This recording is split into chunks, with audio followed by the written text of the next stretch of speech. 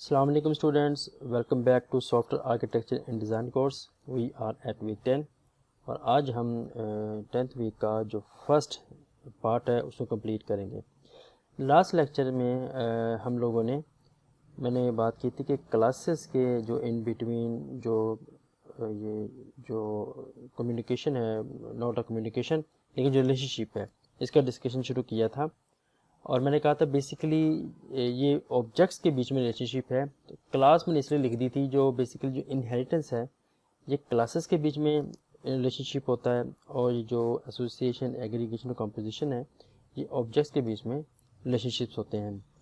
तो last lecture से हमने जो अभी तक जिस पॉइंट पे पहुंच चुके हैं वो इनहेरिटेंस है और एसोसिएशन है, इनको हम डिस्कस कर चुके हैं। तो आज का जो लेक्चर है थोड़ा सा हमने इसको बड़ी डिटेल में डेफिनेटली कवर करने की कोशिश करनी है, क्योंकि ये एग्रीगेशन और कंपोजिशन है, इनके कंसेप्ट जो है थोड़ा काफ़ी ट्रिकी माने जाते हैं। इनको समझना, इसको कोड करना, इसकी अंडरस्टैंडिंग करना, थोड़ा सा आपका माइंड को कैप्चर करने की कोशिश करेगा कि आपने इसको किस हद तक अंडरस्टैंड करना है। और तो हमें यहाँ पे दोनों चीज़ों के साथ चलना है। नंबर 1 तो हमें इसको अंडरस्टैंड करना है, इसके कंसेप्ट को। नंबर 2 हमें इसको C# को यूज़ करते हुए इम्प्लीमेंट भी करना है। मैं अपनी कोशिश करूंगा कि ऑटोमेटिक प्रॉपर्टीज़ होती हैं C# में, जो प्रॉपर्टीज़ होती हैं वो यूज़ ना करूं।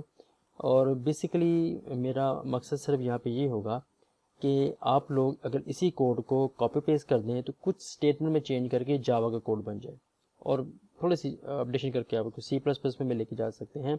इसलिए मैं यहाँ प्रॉपर्टीज़ वगैरह यूज़ नहीं करूँगा, वो कोड लिखूँगा जो कि अंडरस्टैंडेबल होगा, ट्रांसफॉर्मेबल होगा इनटू जावा।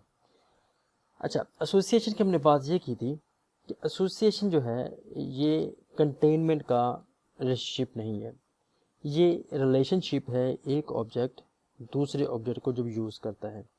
तो चूँकि इन्होंने इसमें जो रिलेशनशिप में ऑब्जेक्ट्स इन्वॉल्व हैं, तो हमें पता ये करना होगा कि अगर फ़र्ज़ करें मैं कहता हूँ जी ए ऑब्जेक्ट है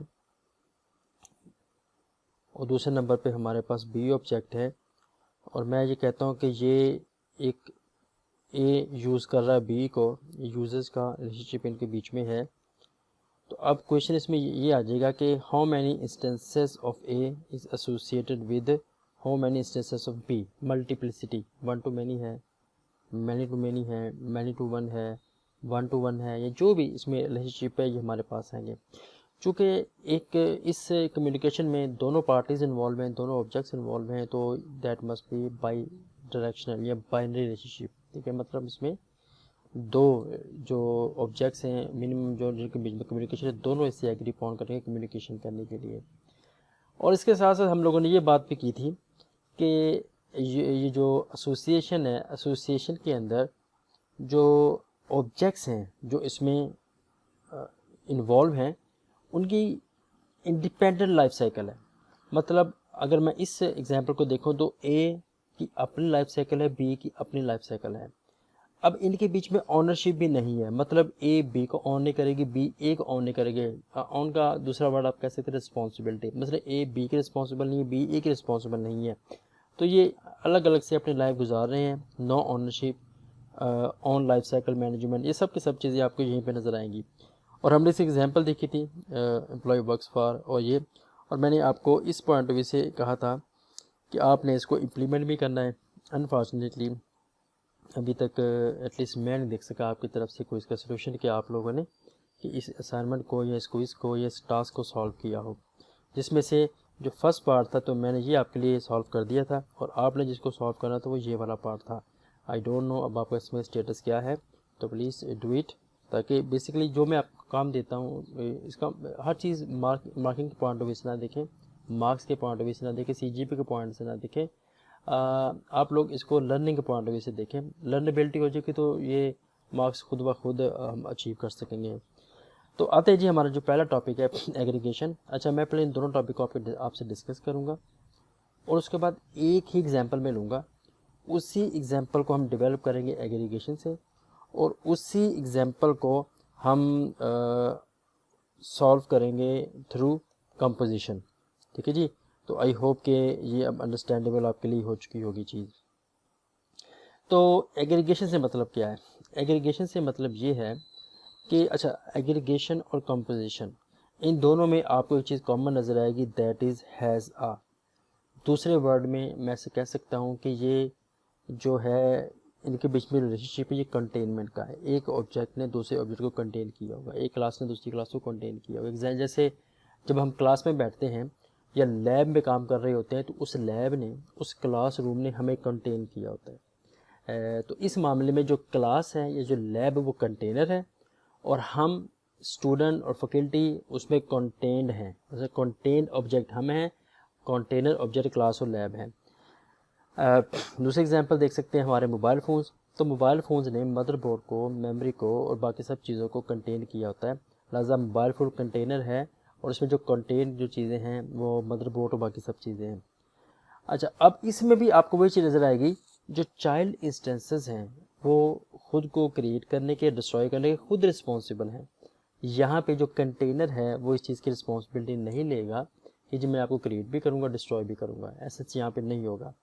अच्छा, अब इस चीज़ को आसान वर्ड में एक्सप्लेन करने के लिए कंटेनर और कंटेंड मैं इससे बाहर निकलता हूँ और फॉर द टाइम बीइंग हम जो इनहेरिटेंस की चीज़ें हैं वो यहाँ पे अप्लाई करने की कोशिश करते हैं, मतलब उसके जो कॉन्सेप्ट नहीं उसमें जो चीज़ होती है। एग्जांपल जी, जो कंटेनर है जैसे हमारे पास लैब है, मैं उस जो कंटेनर है उसको अब रिप्लेस करने लगा हूँ, मतलब अब मैं उसको कंटेनर नहीं कहूँगा, अब मैं उससे कहूँगा जी पेरेंट, पेरेंट,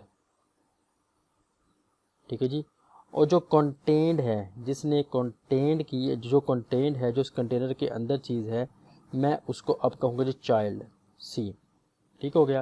लिहाजा मैं रिपीट करने लगा हूँ जी, जो कंटेनर है, जैसे अब हमारे मामले में जो मोबाइल फ़ोन है वो पेरेंट है और इसके अंदर सर्कल लगा है, मेमोरी चिप है, जो बाकी सब चीज़ें वो इसके चाइल्ड हैं। दूसरे मामले में हमारे केस में जो लैब है, जो क्लासरूम है वो पेरेंट है और जो जिस अब हमें इसे कंटेन किया हुआ तो हम टीचर और इसके अंदर जो स्टूडेंट्स हैं ये सब से चाइल्ड हैं। अच्छा, अब इसको रिप्रेजेंट करते हैं जी अनफिल्ड डायमंड के साथ और इसकी डायरेक्शन होती है पेरेंट की तरफ। कैसे? फ़र्ज़ करें मैं, जैसे अब हमारे पास है कि जो क्लासरूम है इसने स्टूडेंट्स को कंटेन किया हुआ है, तो क्लासरूम इसकी क्लास और उसमें जो स्टूडेंट्स हैं उसकी क्लास। तो अगर मैं इसको शो करना चाहूँ एग्रीगेशन से तो फिर हमारे पास क्या आ जाएगी, ये डायमंड रिंग आएगा, ये होगा ऐसे और ये हमारे पास आ जाएगा इसके साथ एसोसिएट। अब इसके मतलब क्या है? इसका मतलब है इस क्लास ने कंटेन किया हुआ है स्टूडेंट्स को, ठीक है। तो ये इसकी एग्जांपल है। अच्छा, अब दो तीन चीज़ें हैं जो कि हम दोनों में कंपेयर करेंगे तो फर्दर चीज़ें क्लियर हो जाएंगी। अच्छा, चीज़ नंबर एक इसमें क्या है जी, वो नंबर एक एलिमेंट इसमें ये है कि चाइल्ड और पेरेंट, ये आप माइंड में लेके आ जाएं। एग्रीगेशन का रूल क्या है? एग्रीगेशन का रूल ये है कि जो चाइल्ड है वो single time, at most single time जो है एक से ज़्यादा पेरेंट्स को सर्व कर सकते हैं और दूसरे नंबर पर पेरेंट के डाई होने से चाइल्ड को कोई फ़र्क नहीं पड़ता। अब मैं इसी चीज़ को ज़रा एक्सप्लेन करने की कोशिश करता हूँ हमारे पॉइंट ऑफ व्यू से। हमारे पास ये जो पहली क्लास है वो जी NTU की है और जो दूसरी क्लास हमारे पास यहाँ पे है, यहाँ ऑब्जेक्ट है, फ़िलहाल आपसे कुछ भी कह सकते हैं, वो है जी UET लाहौर। अब we are working in department of computer science, तो जो थर्ड नंबर पे हमारे पास चीज़ है वह जी DCS। अब इसमें हो क्या रहा है, मैं कहता हूँ जी कि अगर तो ये एग्रीगेशन है तो हम इसको अनफिल्ड डायमंड से रिप्रेजेंट करते हैं और ये दोनों के दोनों जो है ना इसको कंटेन कर लेगी। ये लीजिए, आई होप कि चीज़ क्लियर हो चुकी होगी आपको। अच्छा, एग्रीगेशन के रूल के मुताबिक जो चाइल्ड है वो एक वक्त में एक से ज़्यादा पेरेंट के साथ काम कर सकते हैं। जैसे अब मैं कह रहा हूँ कि DCS जो डिपार्टमेंट ऑफ कंप्यूटर साइंस है वो नेशनल टेक्सटाइल यूनिवर्सिटी के स्टूडेंट्स को भी टीच करेगा और university of engineering technology Lahore या UET पेशावर या जो भी, इनके भी स्टूडेंट्स को टीच करेगा। मतलब जो चाइल्ड है वो उसके अब यहाँ पे पेरेंट कौन से हैं, NTU भी है और UET भी है। अच्छा, दूसरे नंबर पर रूल ऑफ थंब ये है कि पेरेंट के डाई होने से चाइल्ड इंडिपेंडेंटली एग्जिस्ट होगा। रूल ऑफ थंब क्या है एक्सक्यूज़ में, अगर खुदा ना खास्ता UET लाहौर लॉकडाउन हो जाती है, बंद हो जाती है, वाइप आउट हो जाती है, NTU बंद हो जाती है खुदा ना खास्ता। तो जो DCS है वो इंडिपेंडेंटली डिग्री प्रोग्राम ऑफ़र करेगा और ये काम कर रहा होगा, जो कि अक्लमंदी नहीं है फिर इस सिनेरियो में। इसलिए इस सिनेरियो में एग्रीगेशन सूटेबल नहीं है, ठीक है। मतलब इस मामले में जो अगर पेरेंट डाई होगा तो चाइल्ड भी डाई होना चाहिए था। तो ये 2-3 रूल अपने माइंड में रखिएगा। और इसके साथ साथ क्या होगा कि जो चाइल्ड है वो रिस्पॉन्सिबल है ख़ुद को क्रिएट करने के लिए, पेरेंट रिस्पॉन्सिबल है ख़ुद को क्रिएट करने के लिए। तो ये हम कह सकते हैं एग्रीगेशन। अच्छा, एग्रीगेशन ये स्लाइड में थोड़ा सी इसलिए स्किप कर रहा हूँ कि बेसिकली इसमें हम बात करें रेफरेंस वेरिएबल्स की, रेफरेंस वैल्यूज़ की और डीप कॉपी की। जो शैलो कॉपी, डीप कॉपी है, ये बेसिकली वही कॉन्सेप्ट हैं जो आप ऑब्जेक्ट ओरिएंटेड प्रोग्रामिंग में डिटेल से देख चुके हैं, नहीं तो रिवाइज कर लीजिएगा। तो ये बेसिकली जो चीज़ मैं इस वक्त आपसे चाह रहा हूँ वो ऑब्जेक्ट ओरिएंटेशन के ये इतनी डिटेल में नहीं है। इस वक्त जो चीज़ मैं देख रहा हूँ एनालिसिस के पॉइंट ऑफ व्यू से, कि object oriented analysis and design के पर्सपेक्टिव से है, इसलिए मैंने जो आपको चीज़ें बताई एग्रीगेशन के रिलेटेड उसको ज़्यादा आपने फोकस करना है। अच्छा, अब जैसे मैं आपको बता चुका डायरेक्शन इसमें क्या होगा, म्यूचुअल डिपेंडेंसी क्या होगी, अब कुछ एग्जांपल देख लेते हैं। अ लाइब्रेरी हैज़ बुक्स, ठीक है। अब मतलब ये जो बुक्स हैं एक से ज़्यादा लाइब्रेरी को भी सपोर्ट कर सकती हैं। इसके अलावा एक इनवॉइस में जो आइटम है वो सेम आइटम, फर्स्ट की शैम्पू है, वो एक इनवॉइस का पार्ट भी दूसरे इनवॉइस का पार्ट भी हो सकता है। तीसरे नंबर पर डिपार्टमेंट हैज़ एम्प्लॉयज़। अब आप सोच रहे होंगे कि जो एम्प्लॉयज़ हैं वो डिपार्टमेंट के साथ, अगर डिपार्टमेंट नहीं तो एम्प्लॉयज़ भी नहीं है, तो ठीक है, आप ठीक कह रहे हैं। लेकिन अब इसका एक दूसरा सिनेरियो भी देखिएगा। मैं वापस आता हूँ DCS के ऊपर। अब हमारे पास ये जो अभी क्लास आई थी DCS की, डिपार्टमेंट ऑफ कंप्यूटर साइंस की, इस क्लास को ज़रा लिंक करने की कोशिश करते हैं डिपार्टमेंट के साथ। तो डिपार्टमेंट ऑफ कंप्यूटर साइंस के अंदर मैं कहता हूँ जी फैकल्टी है जी। अब डिपार्टमेंट ऑफ कंप्यूटर साइंस ने, या जो भी इसका हम नाम रख सकते हैं, डिपार्टमेंट ऑफ इलेक्ट्रिक इंजीनियरिंग है, हम कहते हैं जी इसने फैकल्टी को कंटेन किया हुआ है। अच्छा, अब दूसरी इसमें मज़े की बात है, मैं कहता हूँ जी DQA मतलब डिपार्टमेंट ऑफ क्वालिटी एश्योरेंस। अब पॉसिबल है कि कुछ ऐसे फैकल्टी मेंबर हों जो कि टीचर भी हैं, जो डिपार्टमेंट ऑफ कंप्यूटर साइंस में कंप्यूटर साइंस के कोर्सेज भी पढ़ा रहे हैं, लेकिन इसके साथ साथ वो क्वालिटी एश्योरेंस में काम भी कर रहे हैं। मतलब वो एक ही वक्त में 2 डिपार्टमेंट को सर्व कर रहे हैं, क्वालिटी एश्योरेंस को भी और DCS को भी, डिपार्टमेंट ऑफ कंप्यूटर साइंस को भी।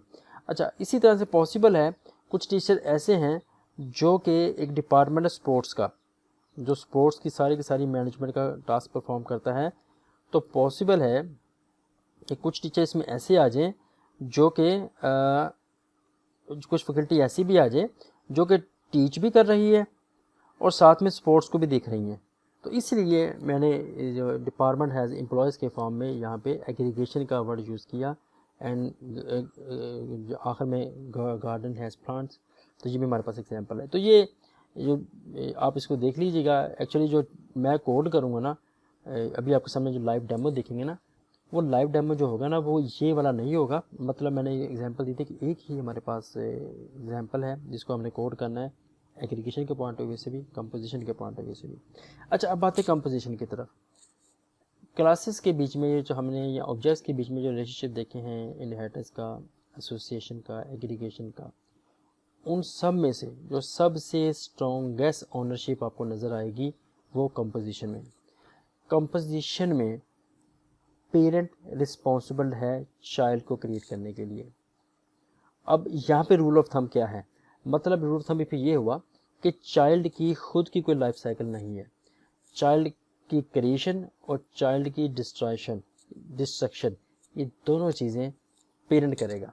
अच्छा, अब इसमें जैसे हमने लास्ट में देखा था एग्रीगेशन में, अब इसमें क्या है जी, इसमें भी ऐसा ही है कि पेरेंट है और पेरेंट के साथ चाइल्ड है जी, और हम इसको रिप्रेजेंट करते हैं फिल्ड डायमंड के साथ, है वही लेकिन फिल्ड होगा, ये कलर्ड होगा।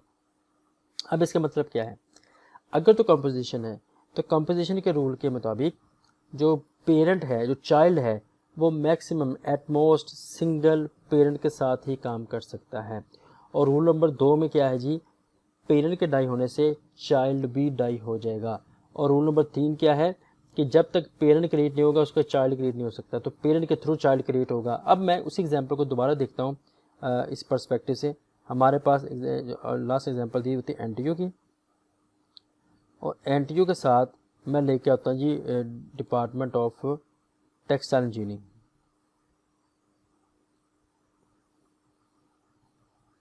अब ज़रा आप इसमें गौर कीजिएगा, अब चूँकि अब हमने डिसाइड करना है कि ये एग्रीगेशन है कि कंपोजिशन है, तो definitely it must be composition. कैसे?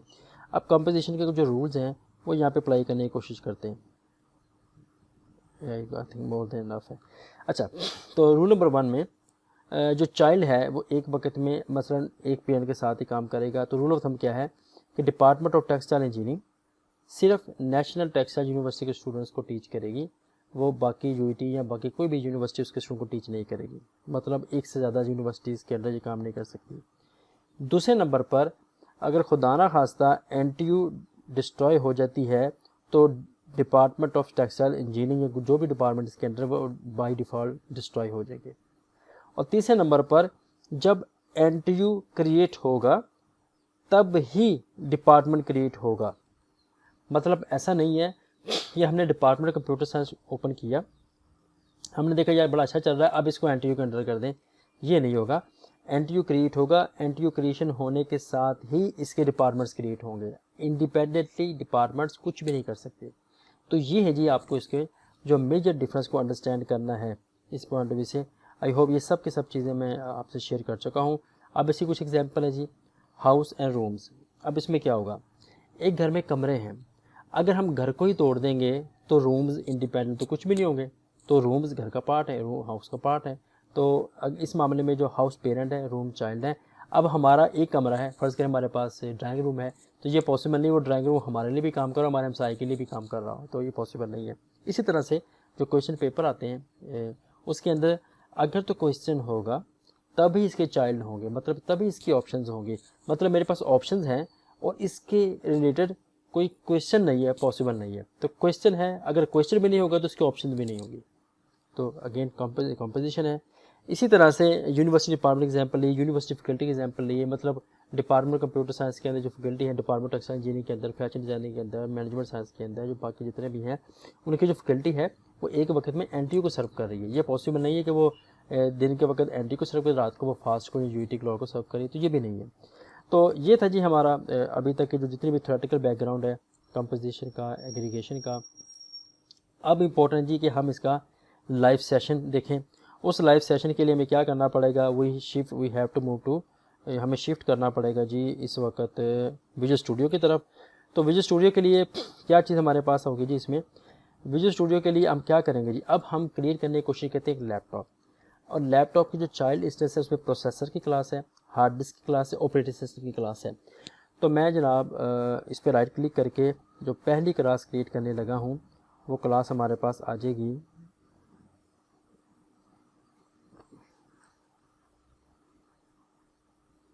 ले जी। जो पहली क्लास मैं क्रिएट करूँगा वो होगी जी प्रोसेसर की क्लास। प्रोसेसर की क्लास में जो हम यहाँ पे काम करना चाहेंगे वो ये है कि नंबर 1 प्राइवेट स्ट्रिंग प्रोसेसर। दूसरे नंबर पर हमें यहाँ पे इसका पब्लिक रिटर्न टाइप स्ट्रिंग है, गेट प्रोसेसर की क्लास है, वो यहाँ पे काम कॉल करेंगे। अच्छा, यहाँ पे एक और चीज़ भी देख लीजिएगा, ज़रा गौर कीजिएगा। जावा के मुताबिक वहाँ पे अगर मैं इसको जावा में लिखूँगा तो ये जावा C++ के हिसाब से ठीक है। जो कन्वेंशन है C# की, तो C# में जो मेथड नेम है वो पास्कल केस होते हैं। जैसे क्लास के नेम पास्कल केस होता है, मतलब कि हर कैरेक्टर जो हर वर्ड का पहले कैरेक्टर कैपिटल होगा, तो यहाँ पे भी ऐसा ही होगा। मतलब अगर मैं इसको C# का मेथड डेवलप करने की कोशिश करूँगा तो वो कुछ ये बन जाएगा, गेट प्रोसेसर। ठीक है जी, तो इट्स अप टू यू। तो ये इससे प्लीज़ ज़रा प्रॉब्लम में ना आ जाइएगा, आप मेरी तरफ से जो भी इसका नेम यूज़ कर सकते हैं, कोई ऐसा जिसमें कोई इशू नहीं है। तो ये क्या करेगा, यहाँ पे इस प्रोसेसर को रिटर्न कर देगा। ठीक है जी, तो फॉर द टाइम बीइंग मैं वापस जाने लगा हूँ कि जैसे आपके वहाँ पे कन्वेंशन है तो मैं इसको डिस्टर्ब नहीं करना। अच्छा, दूसरे नंबर पे हमें यहाँ पे चाहिए जी कंस्ट्रक्टर। उस कंस्ट्रक्टर को हम कहेंगे कि हम आपको एक स्ट्रिंग टाइप की वैल्यू पास करेंगे। आपने करना क्या है कि इसको असाइन कर देना है इस प्रोसेसर का जो डेटा है उसको। तो ये जी हमारा पहला है। और आखिर में अगर आपको याद हो हम क्या करते होते हैं जी, हमने इसको कंसोल पे रिप्रेजेंट भी करना है, तो उसके लिए हमें इसको ओवरराइड करना पड़ेगा टू स्ट्रिंग के मेथड को। तो यहाँ पे आ जाएगा जी स्ट्रिंग डॉट फॉर्मेट, और इसकी जो फॉर्मेशन हमारे पास आ जाएगी वो जो पहले नंबर पे है कि प्रोसेसर, इसमें क्या है जी, तो प्रोसेसर के लिए मैं यहाँ पे 0 लगाऊंगा, और प्रोसेसर के साथ मैं चाहता हूँ जैसे प्रोसेसर लिखा है तो 7 गीगाहर्ट्ज़ लिखा आ जाए, तो यहाँ पे आ जाएगा जी प्रोसेसर। अच्छा जी, अच्छा रूल क्या है जी, अच्छा रूल ये है कि आप यहाँ पे डेटा मेंबर्स कॉल ना करें, आपने जितनी भी लॉजिक है वो गेट सेटर में लगाई है, तो आप यहाँ पे गेट प्रोसेसर कॉल कर लें। सबसे अच्छी लॉजिक तो ये है जी ऊप के रूल के मुताबिक, लेकिन मैं फ़िलहाल चूँकि ऊप की तरफ हमारा मकसद नहीं है, तो लिहाजा मैं आपको स्ट्रेट फॉरवर्ड तरीके से ये सॉल्व कर रहा हूँ। अच्छा, प्रोसेसर की क्लास दोबारा देख लें। यहाँ इसमें एक ही डेटा मेंबर है, नंबर 1 प्रोसेसर, एक उसका गेटर को हमें सिर्फ गेटर ही चाहिए, गेट हमने कॉल करना है, एक उसका कंस्ट्रक्टर है, और एक ओवरराइड मेथड है जो कि इसको डिस्प्ले करेगा कंसोल के ऊपर। अब हम इसे मिलती जुलती क्लास लिखने लगे हैं, जो कि जी हार्ड डिस्क की क्लास में जाएं, तो यहाँ पे आ जाएगी जी हार्ड डिस्क। तो हार्ड डिस्क में भी जैसे अभी आपने देखा वही चीज़ आपको यहाँ भी नज़र आएगी कि प्राइवेट स्ट्रिंग। अब हार्ड डिस्क के अंदर आपको नज़र आएगी उसकी कैपेसिटी, मैं इसको हार्ड डिस्क लिख देता था कि आप कैपेसिटी से मैच ना कर जाएं। तो पब्लिक रिटर्न टाइप स्ट्रिंग है, तो गेट हार्ड साइज़ या हार्ड डिस्क, तो वो इस मामले में हमारे पास आ जाएगी। तो ये सिंपली क्या करेगी, रिटर्न कर देगी इस वक्त जो हार्ड डिस्क का साइज़ है उसको रिटर्न कर देगी, और हमारे पास यहाँ पे कंस्ट्रक्टर होगा, कंस्ट्रक्टर से रिस्पॉन्सिबल होगा हार्ड डिस्क के साइज़ के साथ। तो यहाँ पे आ जाएगा जी this dot hard disk is equal to hard disk, और आखिर में जैसे हम लास्ट में भी करते रहे हमें ओवरराइड करना होगा टू स्ट्रिंग के मेथड को, ताकि हम यहाँ पे स्ट्रिंग को लेके आ सकें। तो ये हमारे पास आ जाएगा जी स्ट्रिंग डॉट फॉर्मेट, तो इसमें जनाब ये हमारे पास आ जाएगा जी, इसमें जो हार्ड डिस्क लगी है या आप इसका जो भी नाम सजेस्ट करते हैं सब टू यू।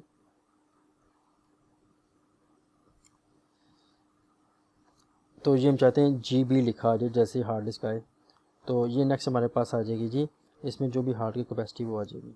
तो ये हमारे पास हार्ड डिस्क कंप्लीट हो चुकी है। अब हम मूव करने की कोशिश करते हैं, जो हमारा थर्ड ऑप्शन है वो जी ऑपरेटिंग सिस्टम।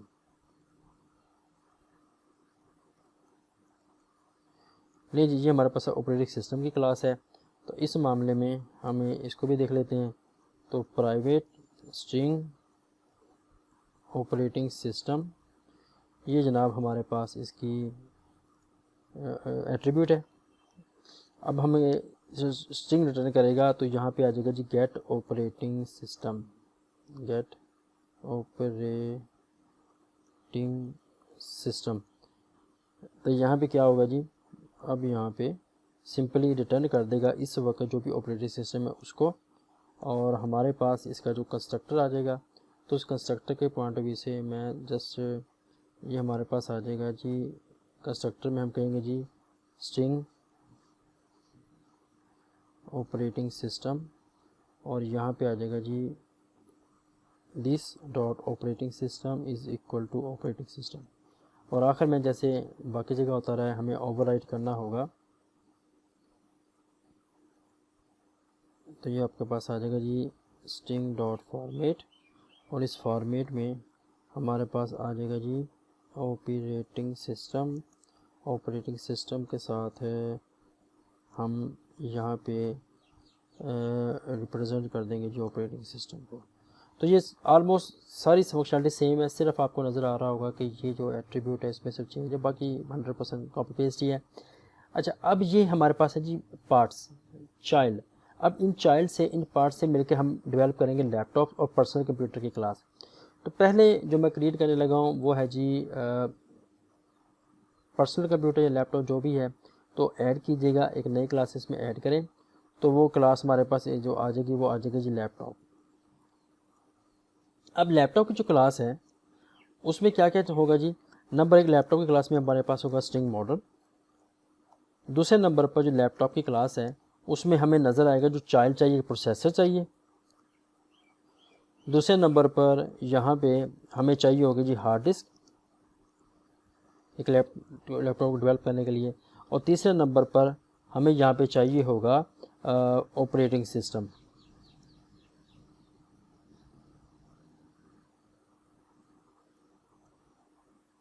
लीजिए ये हमारे पास चाइल्ड आ चुके हैं। अब हमने यहाँ पे क्रिएट करना है कंस्ट्रक्टर। तो कंस्ट्रक्टर में जैसे मैंने अभी एग्जांपल दी थी कि जो पेरेंट है वो रिस्पॉन्सिबल है खुद को क्रिएट करने के लिए, वो चाइल्ड को क्रिएट नहीं करेगा। लिहाजा यहाँ पे ये सब चीज़ें यहाँ पे क्रिएट नहीं होगी कंस्ट्रक्टर के अंदर, क्योंकि पेरेंट रिस्पॉन्सिबल नहीं क्रिएट करने के लिए। तो यहाँ पे हम सिंपली ये लिखेंगे this dot model is equal to model. अब हम सिंपल स्ट्रेट फॉरवर्ड ओवरराइड पे आ जाएंगे टू स्ट्रिंग के, और इस पॉइंट ऑफ व्यू से हमारे पास ये आ जाएगा जी स्ट्रिंग डॉट फॉर्मेट। और यहाँ पे हमने जो काम करना है, नंबर एक तो हम मॉडल को रिप्रेजेंट करना चाहते हैं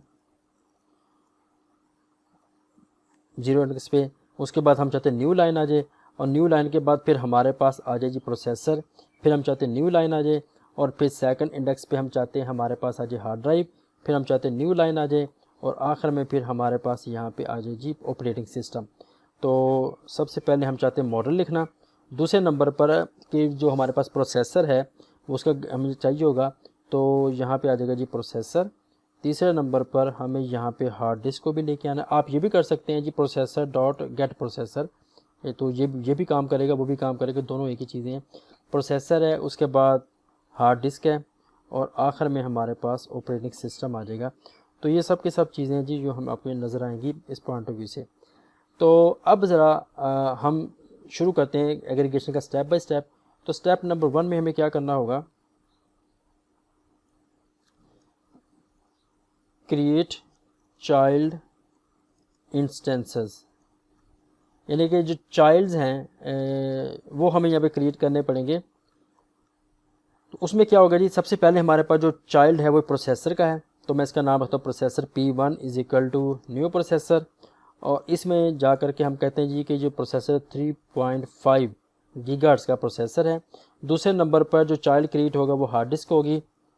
अच्छा, यहाँ पे ये मैटर नहीं करता, मैं इसको HD कह देता हूँ, यहाँ HD कह देता हूँ जिसको HD1 hard disk 1 is equal to new hard disk. और यहाँ पे हमारे पास आ जाएगा हार्ड डिस्क है अपना इसकी 500 GB की। और थर्ड नंबर पे इसको P1 की जगह में PR तक सिमेट्री रह जाए, तो PR1 मतलब प्रोसेसर 1 इसका नाम है, हार्ड डिस्क 1 है। और थर्ड नंबर पे हमारे पास आ जाएगा जी ऑपरेटिंग सिस्टम, तो OS1 is equal to new OS। तो ये हमारे पास यहाँ पे आ जाएगा जी जो इसके पॉइंट ऑफ व्यू से है वह जी विंडोज़ 10 और वह जी स्टैंडर्ड एडिशन। ये हमारे पास आ चुके हैं जी चाइल्ड। अब क्रिएशन का प्रोसेस शुरू होगा पेरेंट का। तो अब हम चूँकि पेरेंट खुद क्रिएट करना है, तो क्रिएट पेरेंट्स। तो जो हमारे मामले में एक ही पेरेंट है, तो उस मामले हमारे माप आ जाएगा जी लैपटॉप। इसका नाम मैं लैपटॉप ही रहने देता हूँ, laptop is equal to new laptop. और इस पॉइंट ऑफ व्यू से हमें उसका मॉडल चाहिए होगा लैपटॉप का, तो मैं कहता हूँ जी लैपटॉप का मॉडल है जी डेल इंस्पायरॉन। ये हमारे पास आ चुका है जी लैपटॉप का मॉडल। अब चाइल्ड भी क्रिएट हो चुके हैं, इसके साथ साथ पेरेंट भी क्रिएट हो चुका है। तो अब हमें यहाँ पे असेंबल करना होगा पार्ट्स को, असेंबल करना होगा। पेरेंट को कंप्लीट करने के लिए हमें असेंबलिंग करनी पड़ेगी चाइल्ड की। तो असेंबल कीजिएगा, क्या करना पड़ेगा जी, लैपटॉप डॉट ऐड। ठीक है जी। अब हमें यहाँ पे कुछ मेथड चाहिए जिसके थ्रू हम इनको ऐड कर सकें पार्ट्स को। तो वापस आते हैं जी लैपटॉप्स की तरफ। तो लैपटॉप में वापस आने के बाद शुरू हो जाते हैं जी। तो पब्लिक रिटर्न टाइप इसकी वॉइड है, तो ऐड प्रोसेसर। तो ऐड प्रोसेसर में हमने क्या करना है, ये ट्रिकी काम है, देख लीजिएगा। हम इसको प्रोसेसर टाइप का एक ऑब्जेक्ट पास करेंगे, और ये करेगा क्या, this dot processor is equal to new processor को कॉल करेगा, और उसको कहेगा जी कि इस प्रोसेसर को लो और यहाँ से डॉट गेट, इसका जो गेट प्रोसेसर का मेथड है वो कॉल करो, और जो भी प्रोसेसर को पास किया गया वो यहाँ पे असाइन कर दो। इसी तरह से पब्लिक हम जाएंगे वॉइड की तरफ, और नेक्स्ट आ जाएगा जी ऐड हार्ड डिस्क। तो ऐड हार्ड डिस्क में क्या होगा कि हम इसको हार्ड डिस्क टाइप का डेटा पास करेंगे, और ये क्या करेगा जी, ये अगेन वही करेगा, यहाँ पे उसका ऑब्जेक्ट क्रिएट करेगा, this dot hard disk is equal to new hard disk. और ये क्या करेगा, जो हार्ड डिस्क इसको पास की गई है डॉट, उसके थ्रू ये उसका गेट हार्ड डिस्क के मेथड को कॉल करेगा। तो यहाँ से हार्ड डिस्क की वैल्यू हमारे पास आ जाएगी।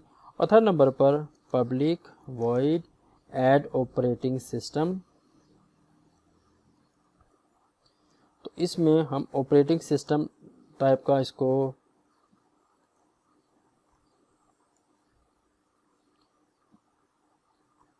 ऑब्जेक्ट देंगे और ये सिंपली क्या करेगा जी, this dot operating system is equal to new operating system, और यहाँ पे operating system dot get operating system. तो यहाँ से गेट के थ्रू हम इसकी वैल्यू को गेट कर लेंगे।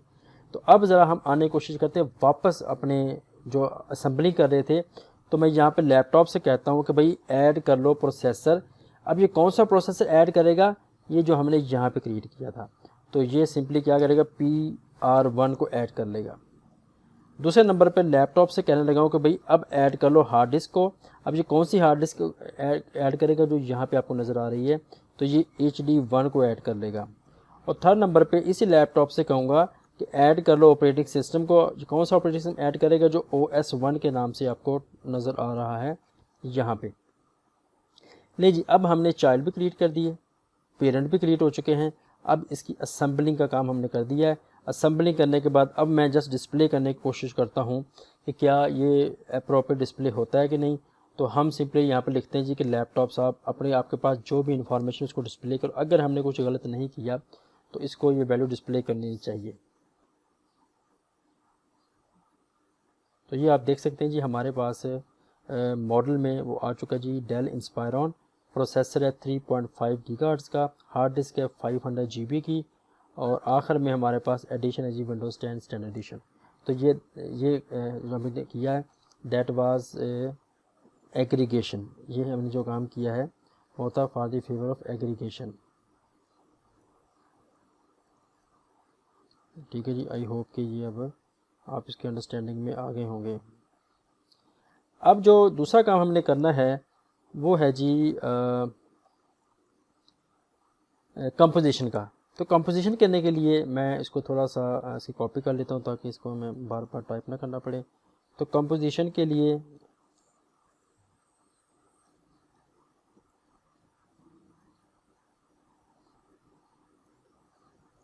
कंपोजिशन, नहीं जी, अभी हमारे पास कंपोजिशन आ चुकेगी।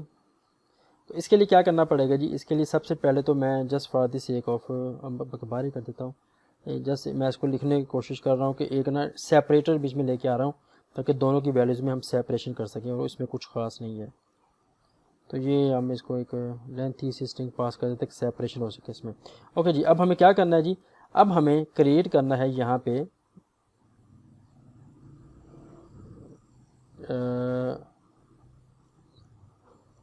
अच्छा जी, अब हम आते हैं जी PC पर्सनल कंप्यूटर की तरफ, और PC क्रिएट करेंगे रूल के मुताबिक। किसके रूल के मुताबिक, कंपोजिशन के रूल के मुताबिक। तो आप इसको ज़रा क्लास में जाएं और यहाँ पे पर्सनल कंप्यूटर के PC में से सिंपल कहता हूँ इसी PC क्लास क्रिएट करते हैं। तो इसकी PC क्लास क्रिएट करने के लिए हमें क्या करना पड़ेगा, सबसे पहले तो हमारे पास जैसे वहाँ पे था प्राइवेट स्ट्रिंग मॉडल, इसका मॉडल भी होगा। दूसरे नंबर पर हमें इसमें चाइल्ड इंस्टेंस चाहिए होगा जिसके साथ ये असम्बल करेगा। तो प्राइवेट इसमें नंबर 1 तो आ जाएगा इसमें प्रोसेसर टाइप का, प्रोसेसर प्राइवेट प्रोसेसर इसमें आ जाएगा। बाकी इसका जो चाइल्ड आ जाएंगे वो आ जाएंगे हार्ड डिस्क, और थर्ड नंबर पर यहाँ पे आ जाएगा जी प्राइवेट ऑपरेटिंग सिस्टम।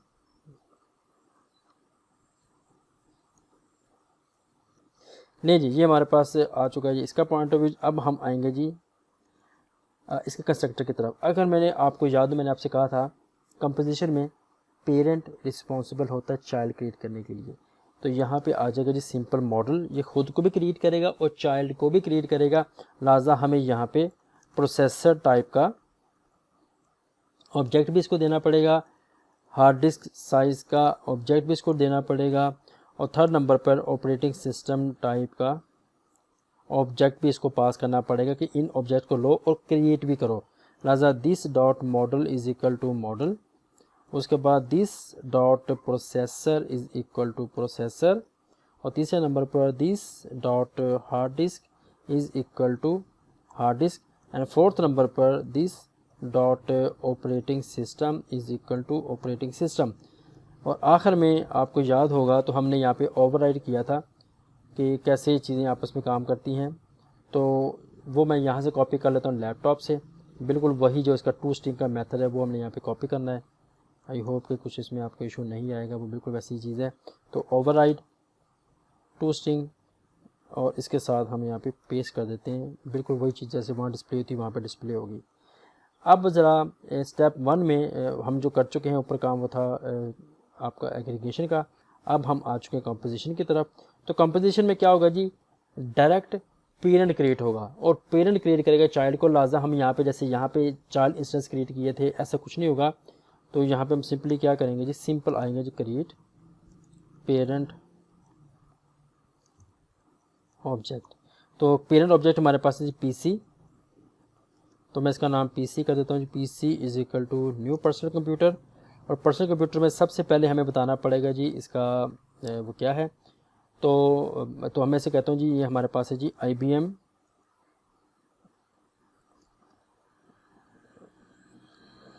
सर्वर, कहता हूँ जी IBM सर्वर, ये मशीन है। प्रोसेसर इसमें मैं कहता हूँ तकरीबन लगा हुआ, मुझे नहीं पता इतना प्रोसेसर होता कि नहीं, तो वो आ जाएगा जी न्यू प्रोसेसर। और प्रोसेसर हमारे पास आ जाएगा जी तकरीबन, मैं कहता हूँ जी फ़र्ज़ करें 50 गीगाहर्ट्ज़ का प्रोसेसर है। आई डोंट नो कितना होता है कि नहीं, अगर नहीं भी है तो कोई नहीं, हमने क्रिएट कर लिया। थर्ड नंबर पे हार्ड डिस्क है, तो इसको हार्ड डिस्क भी हम कर देते हैं जी कि तकरीबन 100 टेरा जी, वो हमारे पास ज़्यादा है ना, तो मैं से कहता हूँ 10,000 या 5 या 20,000 गीगा मेगा GB की हार्ड डिस्क में है। और उसके बाद न्यू ऑपरेटिंग सिस्टम है इसके अंदर। तो जो ऑपरेटिंग सिस्टम हम इसके अंदर लेके आएंगे वो होगा जी लिनक्स प्रोफेशनल एडिशन। नहीं जी, ये हमारे पास क्रिएट हो चुका है जी पीसी, और डायरेक्ट हम इसको कंसोल पे जाके कॉल कर लेंगे इस पीसी को, और इसके साथ साथ कुछ और भी क्रिएट नहीं करना पड़ेगा। अगर हमने सब ठीक किया है तो इट शुड बी डिस्प्ले। ये हमारे पास मॉडल है IBM सर्वर। उसके बाद हमारे पास जो नेक्स्ट नंबर पे आपको नज़र आ रहा है वो जी उसका प्रोसेसर 50 गीगाहर्ट्ज़ का है, और उसके बाद 2000 GB की इसमें है, और लिनक्स प्रोफेशनल इसमें एडिशन है। तो ये है जी दोनों में डिफरेंस। अब आपको फ़र्क समझ आ गया होगा कि जो कंपोजिशन है उसमें कंस्ट्रक्टर के अंदर ही क्रिएशन की जाती है, अलग से मेथड आपको यहाँ पर नज़र नहीं आएंगे। अब दूसरी बात की तरफ आते हैं, सेकंड ऑप्शन की तरफ। हमने कहा था कि एग्रीगेशन में अगर पेरेंट डाई हो जाए चाइल्ड को कोई फ़र्क नहीं पड़ता। तो मैं क्या करने लगा हूँ जी, मैं इस सारों जो पेरेंट है उसको मैं करने लगा हूँ जी कमेंट, और कमेंट करने के बाद मैं अलग अलग से आप कोशिश करता हूँ ये रिप्रेजेंट करने की कि यहाँ पे क्या बना। तो मैं कहता हूँ जी PR1 को डिस्प्ले कर दो, actually it should be here PR1। दूसरे नंबर पे आगे मूव कर जाते हैं जी, तो कंसोल डॉट राइट लाइन के साथ अब मैं डिस्प्ले करता हूँ जी HD हार्ड डिस्क 1 को, और थर्ड नंबर पर कंसोल डॉट राइट लाइन के साथ मैं अब क्रिएट करने लगा हूँ, क्रिएट नहीं डिस्प्ले करने लगा हूँ जी OS1 को, ऑपरेटिंग सिस्टम 1 को। तो अब आप जब देखिएगा कि इसको भी हमें कमेंट करना होगा, रन करते हैं। तो अब आप देखें जो चाइल्ड इंस्टेंस है उन्होंने इंडिपेंडेंटली अलग अलग काम किया, बस इसमें आपको जो मॉडल नंबर था पेरेंट का वो नज़र नहीं आएगा, जैसे आपको यहाँ पे नज़र आ रहा है। अच्छा, अब जब एक लम्बे के लिए सोचें कि अगर क्या होगा अगर मैं पेरेंट को ही यहाँ पे कमेंट कर देता हूँ, तो डेफिनेटली ये सारे के सारे चाइल्ड खुद ब खुद भी यहाँ से डिस्चार्ज होंगे, वर्केबल नहीं रहेंगे। तो ये था जी हमारा आज का कंसेप्ट। आई होप कि आपने सब चीज़ें डिटेल में समझ ली होंगी, अंडरस्टैंड कर ली होंगी। अगर फिर भी आपको कोई इशू है, कोई प्रॉब्लम है, please let me know, I will try my best कि आपको हेल्प कर सकूँ इस मामले में। तो ये आज हमने कंप्लीट कर लिया है इस चीज़ को, जो हमने ऑब्जेक्ट ओरिएंटेशन को एक रिवीजन का काम शुरू किया था वो कंप्लीट हो चुका है अल्हम्दुलिल्लाह। तो नेक्स्ट लेक्चर से हम एक जस्ट एक जनरल लेक्चर देखेंगे सॉफ्टवेयर रिक्वायरमेंट इंजीनियरिंग के ऊपर, और फिर वहाँ से हम मूव कर जाएंगे UML की तरफ। तो अपना बहुत सा ख्याल रखिएगा। अगले लेक्चर में इंशाल्लाह दोबारा मिलेंगे। अंटिल नेक्स्ट लेक्चर, अल्लाह हाफिज़।